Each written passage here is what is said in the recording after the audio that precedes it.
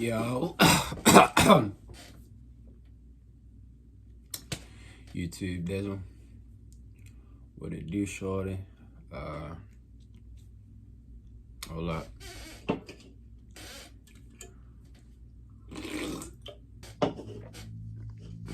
Alright, YouTube Dizzle, what it do, shorty? Is the #1 bet with Baby Bonez. I'm back with some more content. Finna lay it down on you. And today is one of my favorite topics in the world. Books that I absolutely love and that I cannot live without. Now here, we got a stack of books that I love. What's this? 5 books that really changed me, influenced me, had a positive impact on my life, and that I really feel like I just can't live without. You know what I'm saying? Featuring my Doug, my main man Ziggy. Now, I'm gonna give you a little background on books. Dropped out of school, alopecia survivor. You know what it is. Hope dealer. You feel what I'm saying? Superhero, teaching you how to get your game tight. One thing that really just started to, like, I don't know, turn me off about television was television itself. I just really wasn't feeling like there was a lot of good shows coming out, and I really wanted to take my business more seriously. But one of the main things was there wasn't a lot of good shows coming out anymore, and like binge watching shows. TV just wasn't. TV just hasn't been the same. I think a lot of people have been saying that for years. TV just haven't been the same, and I don't know why. But I think it's really hard to make a lot of content for some of the TV networks. I do feel for them, and but needless to say, I don't like it, and I still got, you know, entertainment needs that need to be met. So books, and really wanting to take myself seriously as an entrepreneur, just as a responsible adult, you know, it helped me pass time, it helped me open my mind, helped me learn new insights and things. I got a pretty mean book collection, and I also do read books from my little free tablet from the government. But we just got five of my favorite books. We're gonna go over them, review them, and what I learned from them, and why I think you should read them. And in my next video, I'm gonna do books that I absolutely hate and can't stand too. So book #1 is Insanely Simple. Now this book was written by this dude, Ken Segal. You know what I'm saying? He was an employee at Apple, and if you haven't heard, Steve Jobs is, you know, Steve Jobs, but he does a lot of crazy things. He's just a crazy person. I think he is like the face of innovation, maybe like him and Bill Gates, if you know the stories behind Apple and Mac.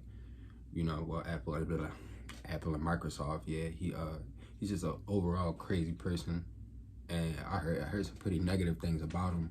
But one thing that he harped on was like simplicity. I think that's what really drives everything. Excuse me. One thing he harped on was simplicity, and I just loved it. And I never really could pinpoint a finger on like, why do people really choose Apple everything? Like, people really have an Apple ecosystem. You know, people really have a Apple Watch over a regular watch, iPad over any other tablet, and some of these other tablets are probably completely, you know, better than Apple. But I think one thing that attracts me to Apple products as a whole is its simplicity, is its layout. Nobody really wants to, like, you know, drive an airplane just to make a phone call. That's how I feel with a lot of Android products. I feel like they just overcomplicate it, and I feel like it's just glitchy, and it's doing a lot to not do too much. But he actually ran the entire company that way, and like, he would literally zap on anybody, which is absolutely hilarious. It's kind of frightening. Steve Jobs has a very, very negative, some very negative things has been said about Steve Jobs, but if he knew one thing, he knew to keep things simple. And at a time in my life where I was dealing with alopecia and I was trying to literally learn biology just to have my hair grow back. I'm more than sure I got biology for dummies somewhere in my house, just to do anything, just to try to read anything, touch anything, to try to get my hair back. I think that just touched me in a special place, you know, like the power of simplicity. I just never really, you know, had somebody explain it to me, like if a man could build $1 billion company off just keeping it simple, you know, why couldn't I shape my whole life off just keeping things pretty simple, pretty 1-2 touch, you know, keep it easy. And even sometimes when you deal with more complicated things, processes in life, you know, why not just not dumb it down, which is kind of like the hard part, of not necessarily dumbing things down, but kind of making things smoother and streamlining everything you do, you know. Just keep it simple. Easy does the trick, but easy and simple ain't always easy and simple. And it's a banger of a book. Like, I read this whole thing probably in like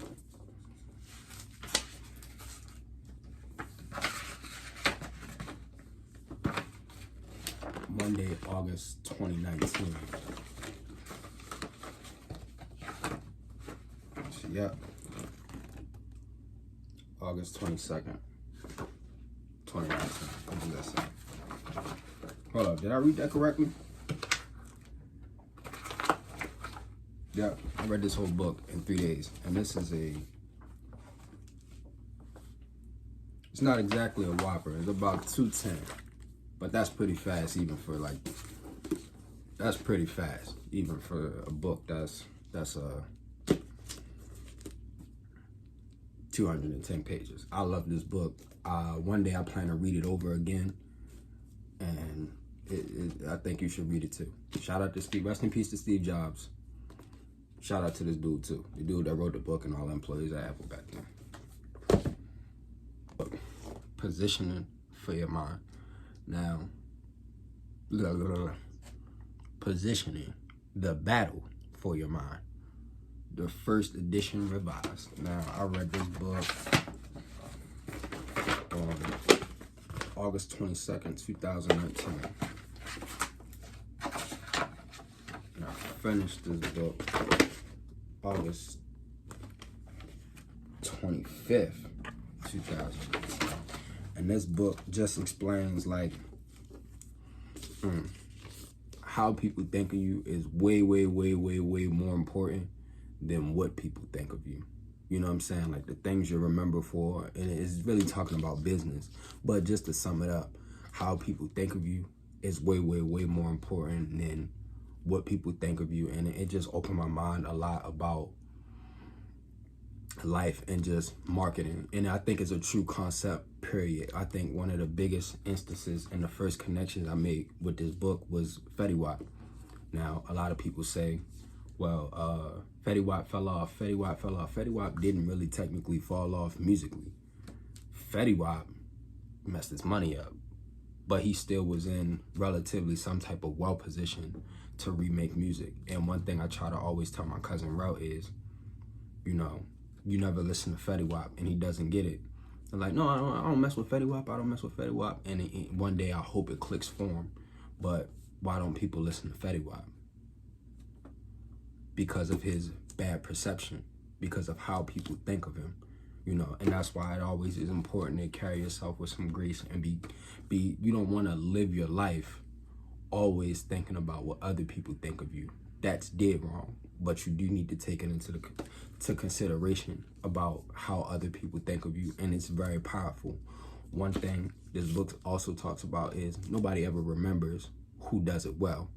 Drake was lying to you. It's not about who does it right. It's about who does it first. Think of a lot of things that have been done. Who was the first person to go to space? Who was the first person to make a product like Kleenex? Nobody even calls a regular, tissue Kleenex. Or, excuse me, Kleenex is the brand. But even when you ask for another tissue, people still say Kleenex. Wanna know why? Battle for Your Mind. Great book. 10 out of 10. Read it real fast. Think you should read it too. Purple Cow by Seth Godin.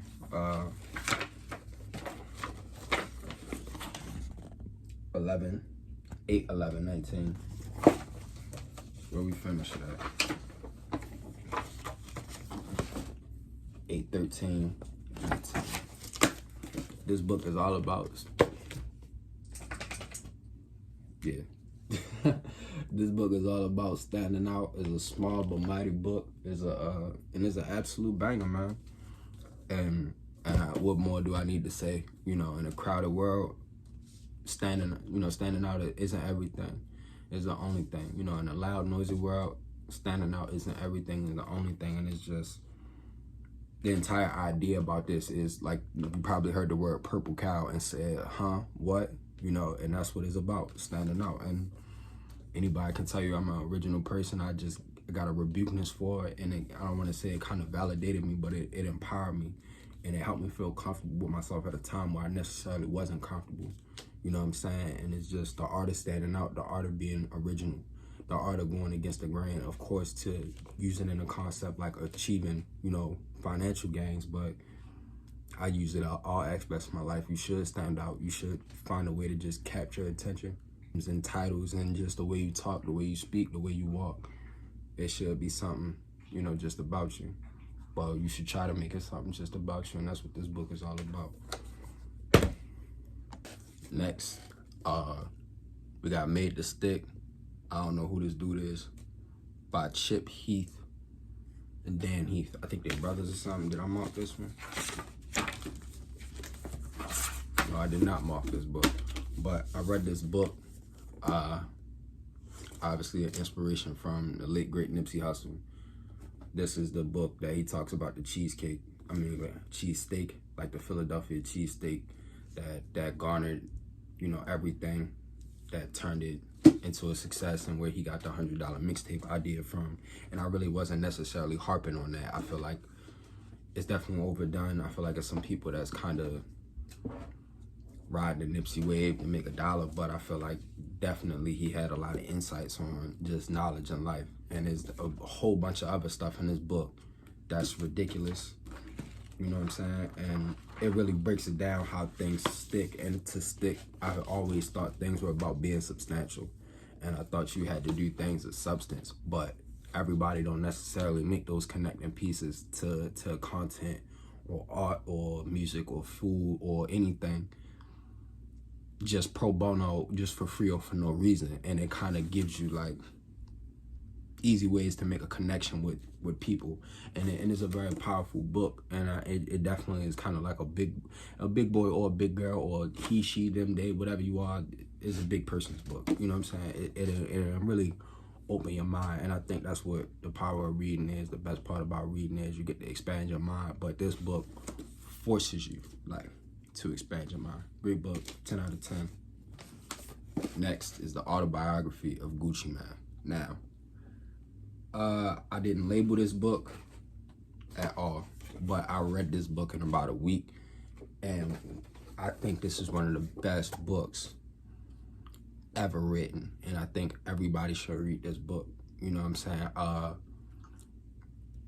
You know, my entire life I listened to Gucci Mane. I love hip-hop, obviously, and I always loved Gucci as a personality, like a charismatic person. And I think we always look at people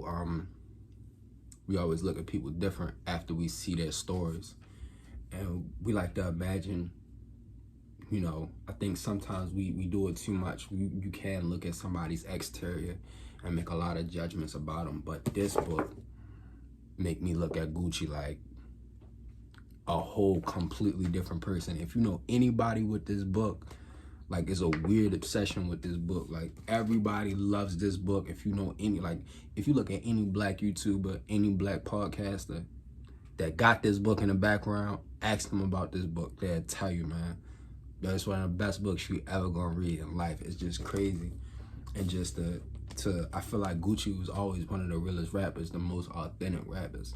And I think that's what especially like in the era of hip hop I grew up under, and especially in this era now, a lot of rappers, they just so pressed to be something they not. You know what I'm saying? I ain't gonna say whether you should be street or you should be that, but there's definitely a lot of entertainers that just don't care. You feel what I'm saying? Don't care to be themselves. Gucci was always himself, and Gucci was always this raw person. But when you see everything that made him, it just every story. Listen, if you seen the music video in this book, you'll know, man. This book crazy. Shout out to Gucci, man.